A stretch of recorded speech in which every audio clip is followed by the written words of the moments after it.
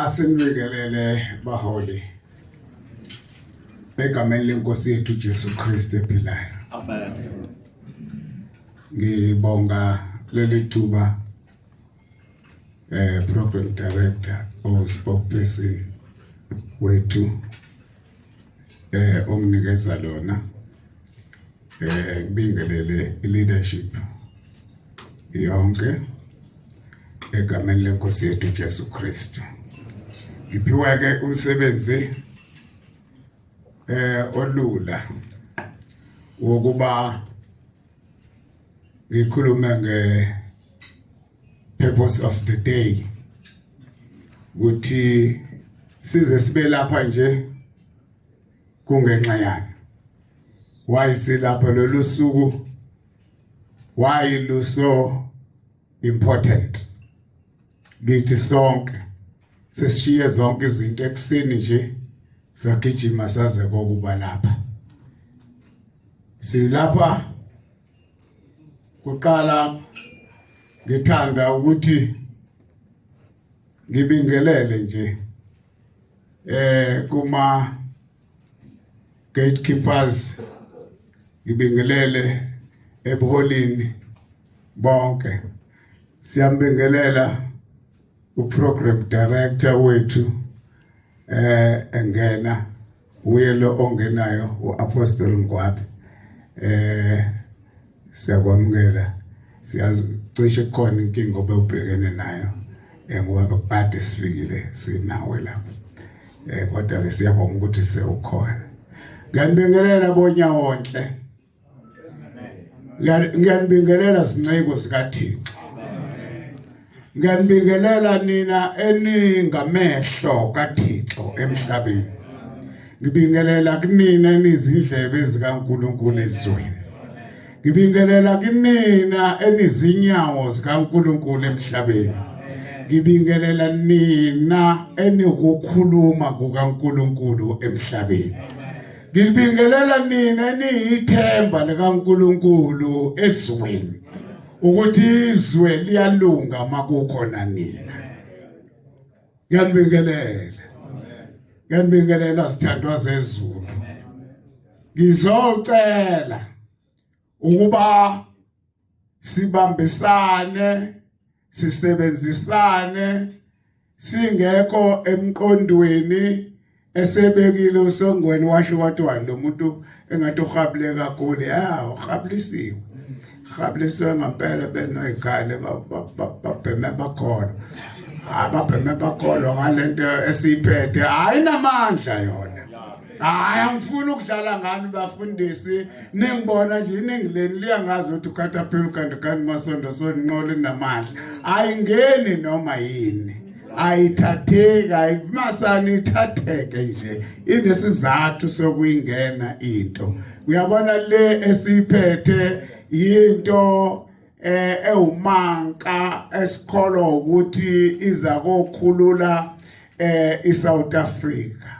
Ngoba sizonikeza singabefundisi, sizothatha indawo yethu esikade sigoqa izandla sibukela.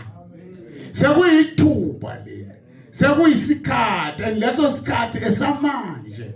Asingasilindi esinye isikhathi, asithathe lesi sikhathi. Yabona lento ekuthiwa isogic ikhulunywa ngomfundisi la engena phakathi kwabantu, exazulula inkinga zabo, sikhuluma la ngomfundisi la ethatha igunya lakhe lokuba njengoba ehlonishwa nje ethi mayekhuluma ehlonishwa, njengoba ethi ehlangana nabantu abantu bathi kanje, nama politicians asiwenze enze kanjalo.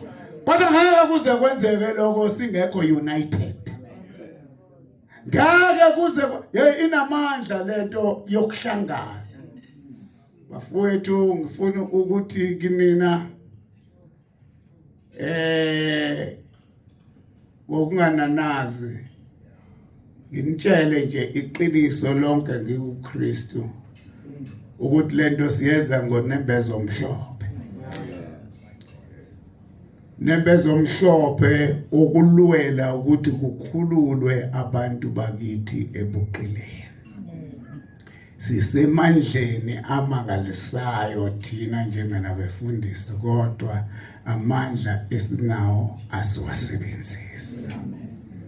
Ake sithathe ilungelo lokusebenzisa lawo mandla. Siyoba namandla kakhulu uma ngabe sibe imbumba sabakucabanga kunye. Ngoba hlaseke ngumfundisi, kungcono ngisho nami ukuthi uNkulunkulu uke wathi endaweni yakhe la ehlezi khona, wabheka abantu emhlabeni, Genesis 12 verse 6, wabheka abantu emhlabeni, ushaya umthetho wakhe wathi hlukanani, hlakazekani nigcwale umhlaba wonke, izalane nande. Abantu bazidicayidela bona ngokwabo ukuphambana necebo likaNkulunkulu, bathi thina soxova itina sakhe umbhoshongo sikhuphu kwesize kuwena, sifuna ukuza kuwena. Uthi-ke uNkulunkulu uthi kuMoya Engcwele benoJesu kuba siyabomthathu emunye thina sikholelwa kuyena. Uthi uyababona na abantu ukuthi benza, uyababona na? Uthi-ke lokhu kuyisiqalo nje sa njengoba bekhuluma ulimi olulodwa bekuqonda kunye, noma lento against nathi, mina Moya Engcwele nawe Jesu, kodwa leyo ukuthi beze la bazokuza, bazofika la because they are united, they are one. Bazala fisa ukuthi ubambe leyo nto kuphela, uye ukuthi lento yayi against newill kaNkulunkulu, kodwa ubambe lokho kushiwo uNkulunkulu ukuthi bazofika la ngoba bamunye. Okushuthi abantu bangenza noma intoni uma bebumbene.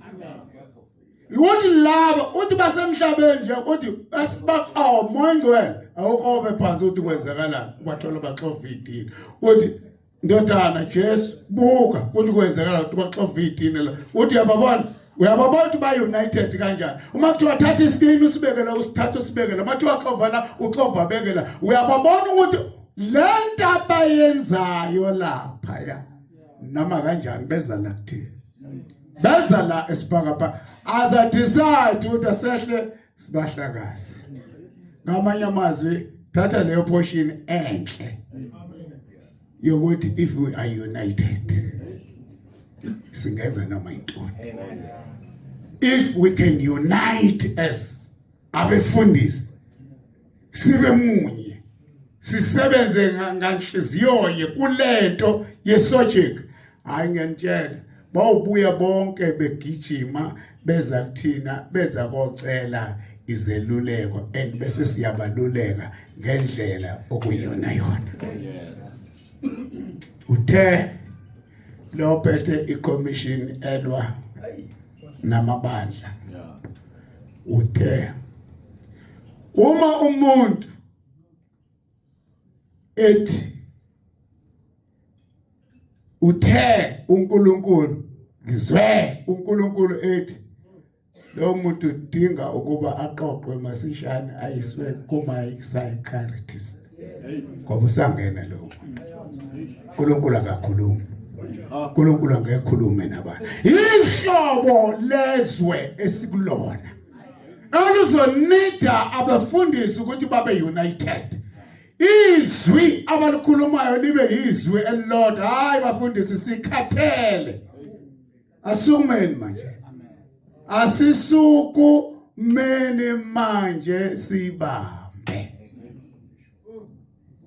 Ngicabanga ukuthi ngizwakele, ngicabanga ukuthi ngizwakele. Ngicela ukuthi sisukumeni bafowethu, sithathe umoya wethu nenhliziyo yethu nokukholwa kwethu nokwethembeka kwethu nokuhlonishwa kwethu sikufake la sisebenze ngakho uma simunye uNkulunkulu uzokwenza izinto ezinkulu ngathi asikhethile bakwethu asikhethile asihambe nokuthi mina ngikholelwe ekuthini hayi inkolo yami ithi ngilandela ukuthi silandele ukuthi nje uJesu khona uNkulunkulu khona umoya ngcwele uyaphila sibambe lokho nje kuba ikona okusihlanganisile lokho noma ngabe kuthiwa khona amaqembu athize ezombusazwe asikhulumi indaba yawo kodwa sikhuluma indaba yokuthi thina njenganebandla sesenzani manje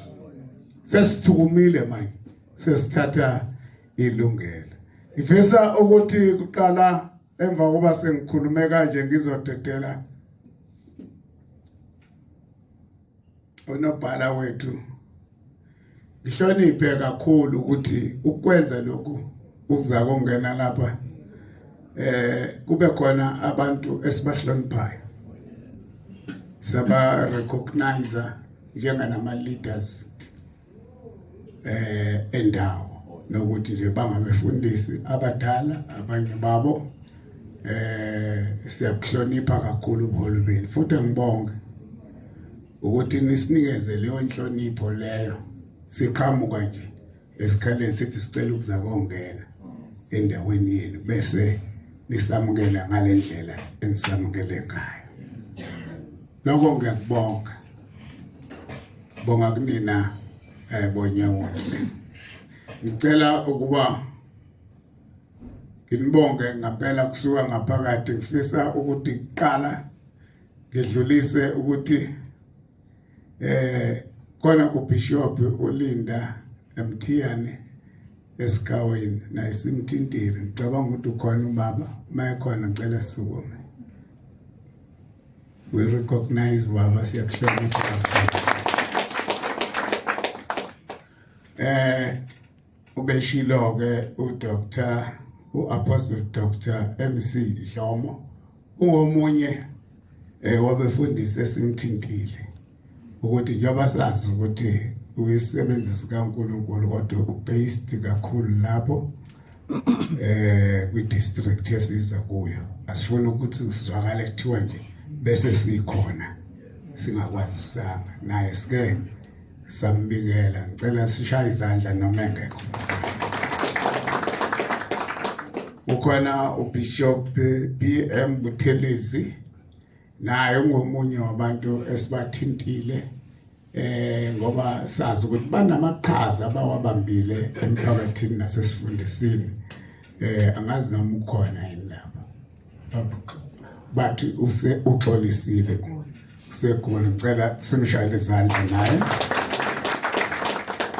ukhona uApostle Shange uApostle Shange akekho naye abantu engibabalayo ukuthi so that sizokwazi ukuthi cha ukungena kwethu sibathintile ngicela nimshayele nezandla naye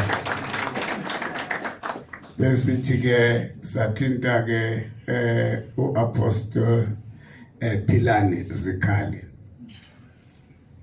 Apostle Philani saphumile okay boyayaluza phela size kuyi siyabonga kakhulu usesamukele uBishop TA Sangweni sokuma baba sokuma yeah siyabonga kakhulu kwazoba no Dr Gumbi ongu-deputy chair in the KPFRA. Kuzoba uBishop L Mthiyane. Sengiphindile. Kusho ukuthi ubhaleke kabili. Okay, ubhaleke kabili. Ilabo bantu ebengifuna ukuthi ngidlule kubona befundisi ngokuthi sibonge ukuthi bathintekile ngenze ukuthi ke bakhona abanye abangekho lahla simbe sibathintile kodwa laba ababhalwe la ibona. So into yethu ke ijalo bafowethu akukho okubi, sisebenza ngonembezo omhlophe, sisebenza ngokukhulu ukuzinikela, sithanda izwe lethu, sesilinde kakhulu. Asihlanganeni, sikuhlangana mhla xowazanayo, ayibambaneni manje, asukumeni manje, asenzeni into eyodwa ngokuvumelana. Ake sikhulume ilanguage eyodwa manje, shinda abazamasonto ethu asikhathazile nawo kakhulu aneyinkinga zawo. Ake sikhulume le manje, amasonto ethu ake siwabeke eceleni kancane, sifocus yethu ibe sekutheni singathi mazidlula kukhala izizukulwane zithi awukwakhona nosibani bani abenza ngalutho. God bless you.